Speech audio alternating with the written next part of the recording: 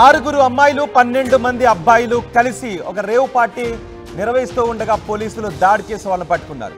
ఈ ఘటన గచ్చిబౌలి టీఎన్జీఓ కాలనీలో చోటు చేసుకుంది. గచ్చిబౌలి టీఎన్జీఓ కాలనీలో రేవ్ పార్టీ జరుగుతోంది. ఆ రేవ్ పార్టీలో ఆరుగురు అమ్మాయిలు ఉన్నారు, 12 మంది అబ్బాయిలు ఉన్నారు. ఈ ఆరుగురు అమ్మాయిలు 12 మంది అబ్బాయిలను కూడా పోలీసులు అరెస్ట్ చేశారు. ఓ అపార్ట్మెంట్లో ఫ్రెండ్స్తో కలిసి సాయి ఆదిత్య అనే యువకుడి బర్త్డే పార్టీ అరేంజ్మెంట్స్ చేశారు. గంజాయి, అమ్మాయిలు, మందు, ఈ సిగరెట్స్ అక్కడ అందుబాటులో ఉన్నాయి. అమ్మాయిలో 2 జూనియర్ ఆర్టిస్టులు కూడా ఉన్నట్టుగా తెలుస్తోంది. డ్రగ్స్ టెస్ట్ చేశారు అధికారులు చేసిన డ్రగ్స్ టెస్ట్లో 3కి డ్రగ్స్లో పాజిటివ్గా వచ్చింది. ప్రదీప్, చరణ్, వరుణ్కి ఈ 3 కూడా మాదక ద్రవ్యాల టెస్ట్లో పాజిటివ్గా తేలినట్టుగా అధికారులు గుర్తించారు. 2 రైల్వే కాంట్రాక్ట్ ఉద్యోగులు కూడా ఉన్నట్టుగా తెలుస్తోంది. మొత్తం 6 మంది అమ్మాయిలు ఉన్నారు, 12 మంది అబ్బాయిలు ఉన్నారు. వీరంతా పార్టీ చేసుకుంటున్నారు. ఆ పార్టీలో వెచ్చలవిడిగా మందు, మాదక ద్రవ్యాలు, గంజాయి వీటన్నిటిని కూడా అందుబాటులో ఉంచారు. అందులో ప్రదీప్, చరణ్, వరుణ్కి టెస్ట్లో పాజిటివ్గా వచ్చినట్టుగా తెలుస్తోంది. 2 జూనియర్ ఆర్టిస్టులు ఉన్నారు అమ్మాయిల్లో, 2 రైల్వే కాంట్రాక్ట్ ఉద్యోగులు కూడా ఉన్నట్టుగా తెలుస్తోంది. మిగతా వాళ్ళంతా ప్రైవేట్ జాబ్ చేసేవాళ్లే. పోలీసులు దాడి చేసి టీఎన్జీఓ కాలనీలో ఈ రేవ్ పార్టీ జరుగుతోందనే విషయం తెలుసుకుని గచ్చిబౌలి టీఎన్జీఓ కాలనీలో పోలీసులు దాడి చేసి వీరందరినీ కూడా పట్టుకున్నారు. 6 అమ్మాయిలు, 12 మంది అబ్బాయిలను దాడి చేసి పట్టుకున్నారు. అక్కడ ఉన్న వాటిని స్వాధీనం చేసుకున్నారు.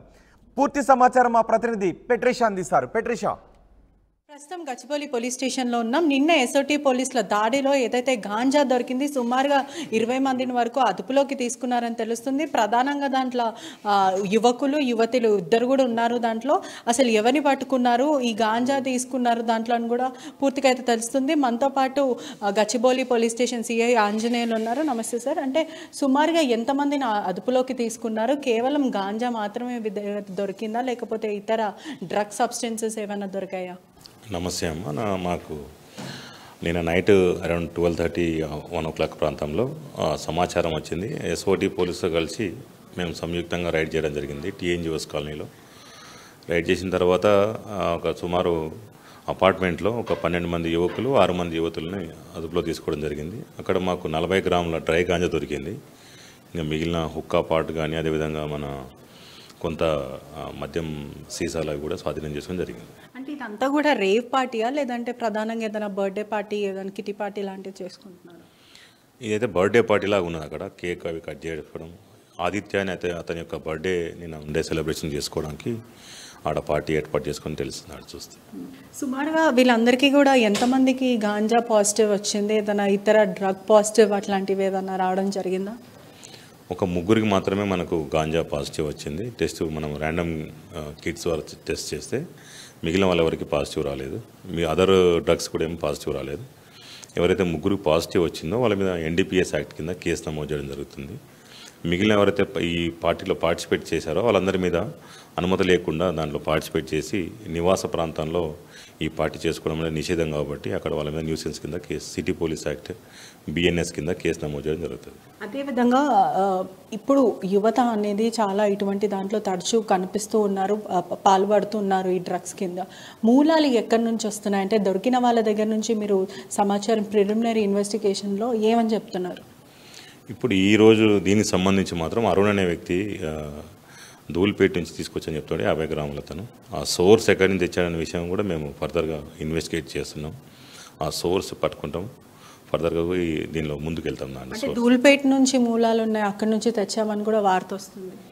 అవును, అతను అరుణ్ ధూల్పేటలో నేను కొనుగోలు చేసినా అని చెప్పేసి మాకు అతను వాంగ్మూలంలో ఇచ్చాడు. దాన్ని అనుసరించి ఆ ధూల్పేటలో అతనికి ఎవరు అమ్మినారు, ఎక్కడి నుంచి వచ్చిన విషయం కూడా మేము ఫర్దర్ ఇన్వెస్టిగేషన్లో ట్రేస్ చేస్తాం. హైదరాబాద్లో కూడా ఎప్పుడు గాంజా విషయం వస్తే ప్రధానంగా ధూల్పేట విషయం అందరికీ తెలిసిందే, అది ఒక్కటి పడతా ఉంటుంది, అంటే బయట ఈ విషయం పడుతుంటుంది. మరి ప్రధానంగా ధూల్పేట మీద ఏదైనా ప్రత్యేక నిఘా అనేది ఏర్పాటు చేశారా? అదే ఆల్రెడీ మా పై అధికారులు దాని విషయం చర్య తీసుకుంటున్నారు కదా కొంతకాలంగా. అన్ని ప్రాంతాలు ఎక్కడైతే మెయిన్ గంజా దొరుకుతుందో, అదేవిధంగా డ్రగ్స్ ఉందో వాటి మీద ప్రత్యేక నిఘా పెట్టడం జరిగింది. వాటి మూలాలకు మేము వెళ్ళడం జరుగుతుంది. దొరికిన ప్రధానంగా 6 అమ్మాయిలో దాంట్లో ఆర్టిస్టులు కూడా ఉన్నారు, సినిమా రంగానికి చెందిన వాళ్ళని కూడా తెలుస్తుంది. అంటే దాంట్లో ఒక 2 మాత్రము జూనియర్ ఆర్టిస్ట్ అని చెప్పారు. వాళ్ళు సినిమా రంగంలో పనిచేస్తామని చెప్పారు. వేరే సినీ ప్రముఖులు కానీ ఎవరు కానీ మాకు దొరకలేదండి.